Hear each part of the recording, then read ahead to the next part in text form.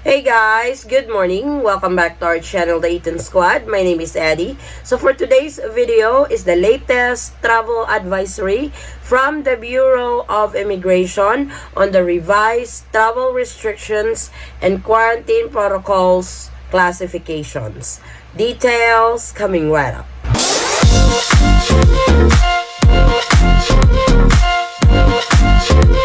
So this travel advisory has just posted by the Bureau of Immigration on their official Facebook page 2 hours ago, and I am going to be reporting to you guys what these revised guidelines entails. So different categories will be discussed for Filipino citizens, fully vaccinated, unvaccinated, former Filipinos or balikbayans, and the foreign nationals or foreign tourists that will be allowed entry into the Philippines beginning February 10. So I wanted to give you guys a heads up that this is going to be a long report, but this is the comprehensive report. This is the latest travel advisory posted by the Bureau of Immigration. So let's get to it. Relative to IATF Resolution number 160A and 160B, dated February 3 of 2022, please be advised of the following revised travel restriction guidelines and quarantine classifications effective 001 hour of February 10, 2022. Number 1, for arriving Filipino nationals. All arriving Filipino nationals shall register with One Health Pass prior to arrival in the country. The following are the documentary and quarantine requirements. For fully vaccinated passengers, negative RT-PCR test taken within 48 hours prior to departure from the country of origin or first port of embarkation, including layovers, provided the passenger has not left the airport premises or was not admitted into the transit country, and 7 days self-isolation for symptoms, date of arrival the first day. Number 2, for unvaccinated, partially vaccinated, or individuals whose vaccination status cannot be validated, you need the negative RT-PCR test taken within 48 hours prior to departure from country of origin or first port of embarkation, including layovers, provided the passenger has not left the airport premises or was not admitted into the transit country. Number 2, facility-based quarantine until release of negative RT-PCR test taken on the 5th day. Home quarantine until the 14th day. Date of arrival being the first day. So please take note of these guidelines if you are a Filipino citizen, fully vaccinated and unvaccinated, quarantine protocols, classifications, respectively. Next is for arriving Filipino nationals. All arriving Filipino nationals shall register with One Health Pass prior to arrival in the country. These are the documentary and quarantine requirements. For unvaccinated minor Filipino nationals, unvaccinated Filipino nationals below 12 years of age shall follow quarantine protocols of their parents or accompanying adult or guardian traveling with them. For Filipino nationals from 12 years to 17 years of age shall follow quarantine requirements relative to their vaccination status. Foreign or Filipino parents shall accompany their unvaccinated minor children during the facility-based quarantine. So let me explain that a little bit. For arriving Filipino minors, 12 years old and below, your quarantine protocols will follow the adults' quarantine protocols. Meaning, if you are flying with your parents, Filipino parents who are fully vaccinated, you don't need to undergo the quarantine anymore. If your parents are unvaccinated, you will have to quarantine for 5 days as well. As for those minor Filipino travelers, 12 years old to 17 years old, as we all know, those ages are now being vaccinated. So So your quarantine classification will be based on your vaccination status. If you are fully vaccinated, then you can go home, no more quarantine. But if you are unvaccinated, you will have to go through the quarantine. Since you are a minor, your parents or guardians will have to be with you during your whole duration of quarantine. For fully recovered Filipino nationals with positive RT-PCR test, pre-departure test result, these are your documentary and quarantine requirements. A. Pre-departure requirements. Positive RT-PCR test taken not earlier than 10 days but not later than 30 days prior to departure from country of origin or port of embarkation.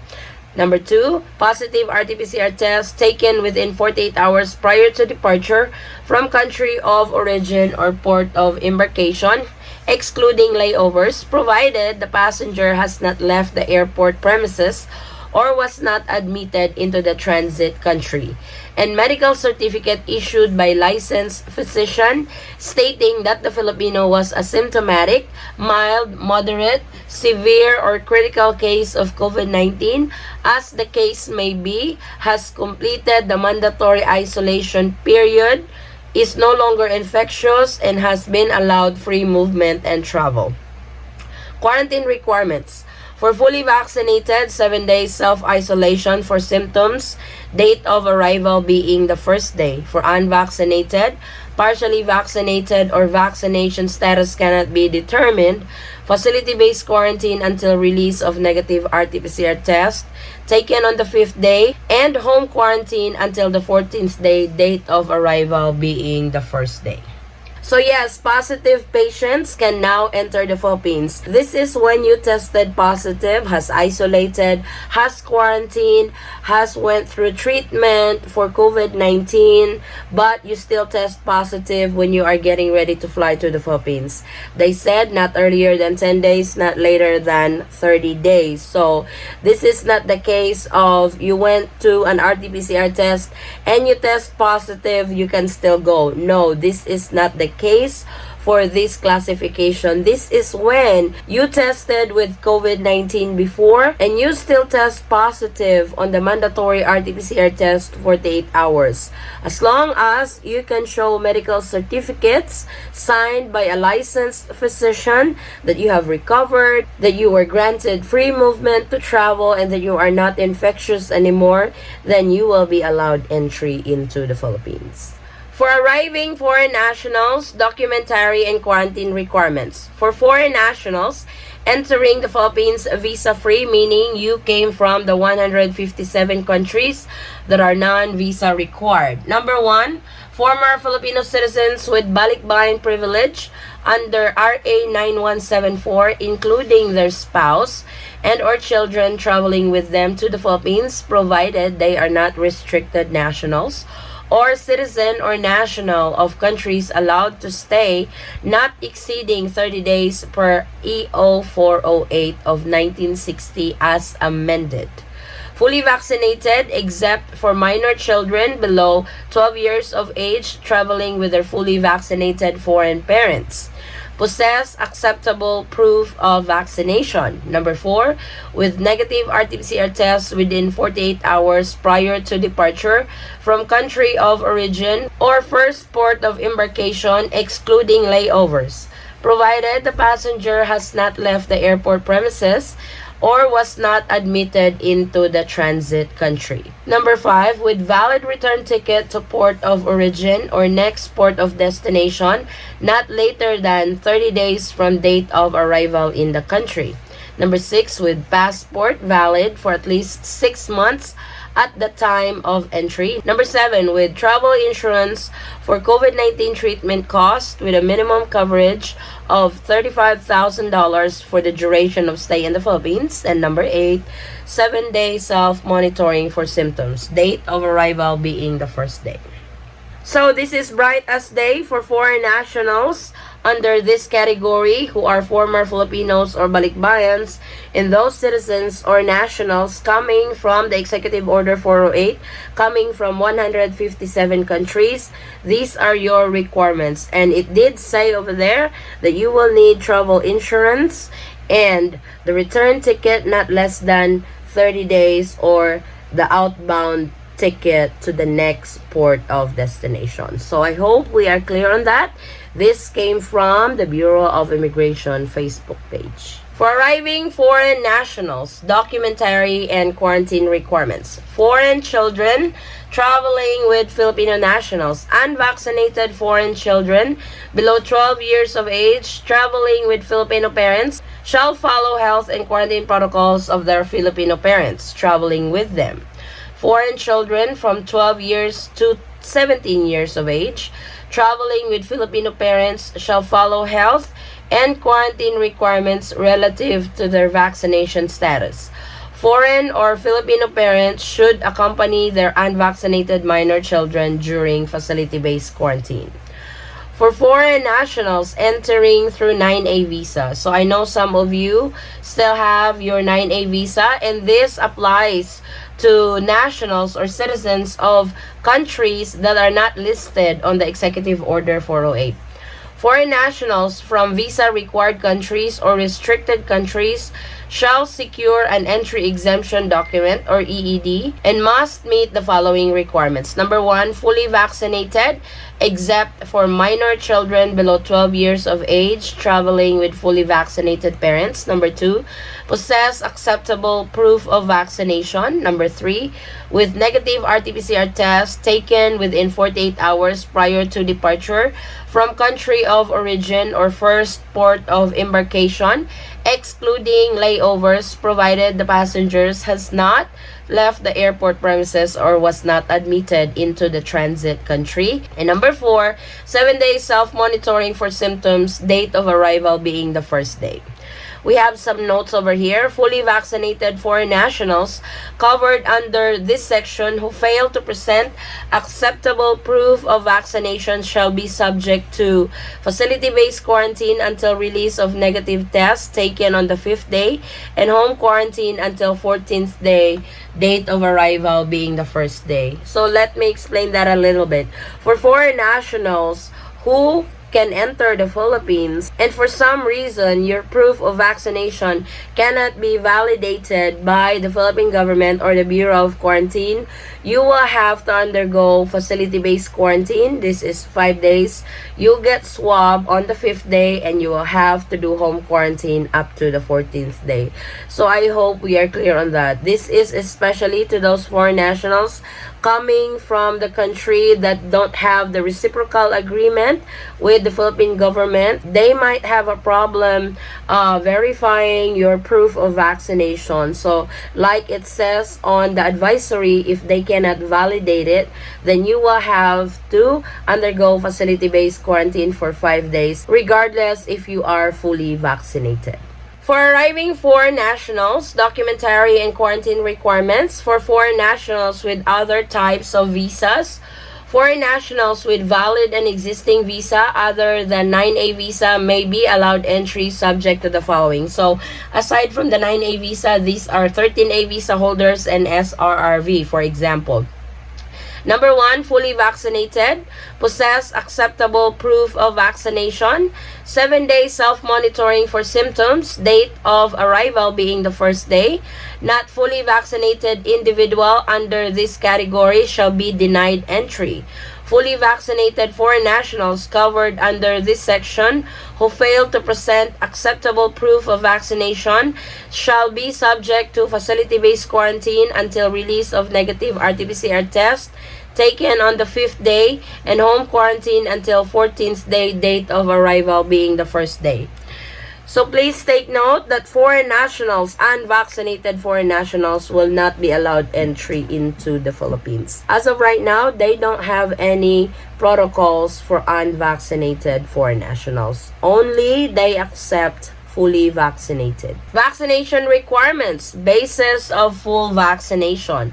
Received second dose, 2-dose series, or single-dose vaccine more than 14 days prior to arrival in the country. Vaccine is included in any of the following. Number 1, emergency use authorization, list of compassionate special permit issued by the Philippine Food and Drug Administration or emergency use of listing of the World Health Organization. So on that part, the Philippine government only recognizes those vaccines from the emergency use authorization and those vaccines approved by the WHO or World Health Organization. Vaccination requirements. So these are the proof of vaccination. Any of the following: World Health Organization International Certificate of Vaccination and Prophylaxis, VaxCert PH. This is for those who got vaccinated in the Philippines. National or State Digital Certificate of Foreign Government,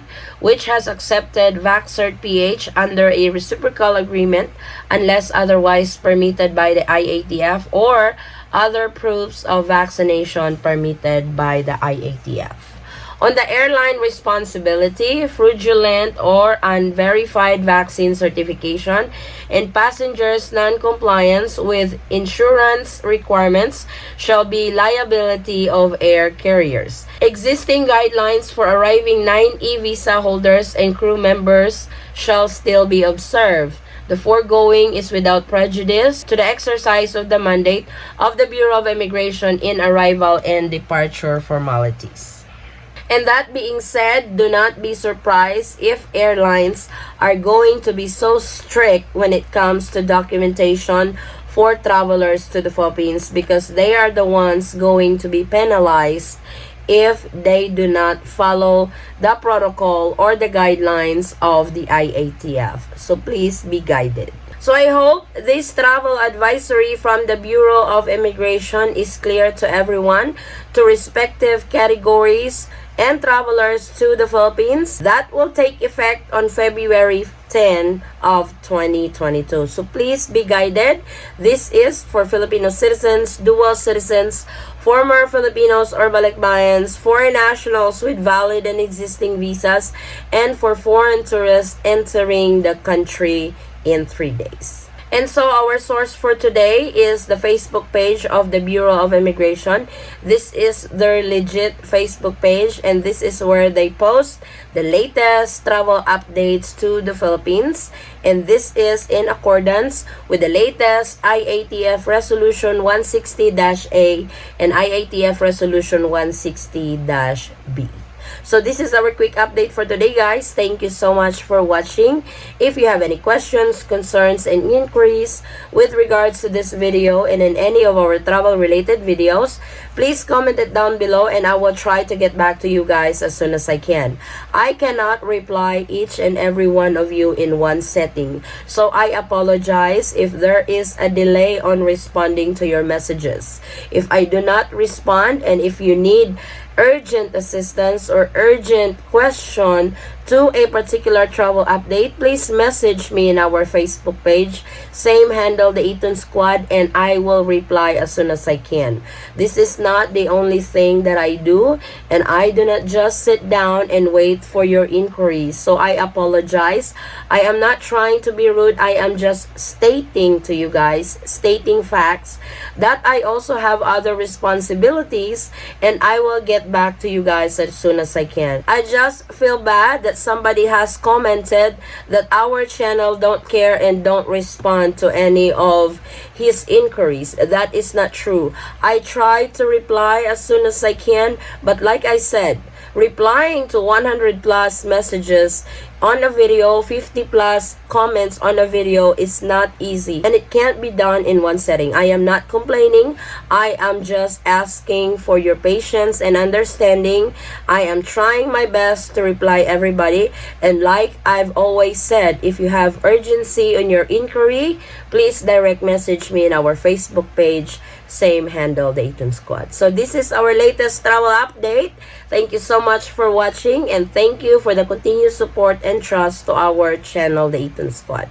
I hope to see you guys on our next travel update. Stay safe, stay healthy, and God bless everyone. Bye.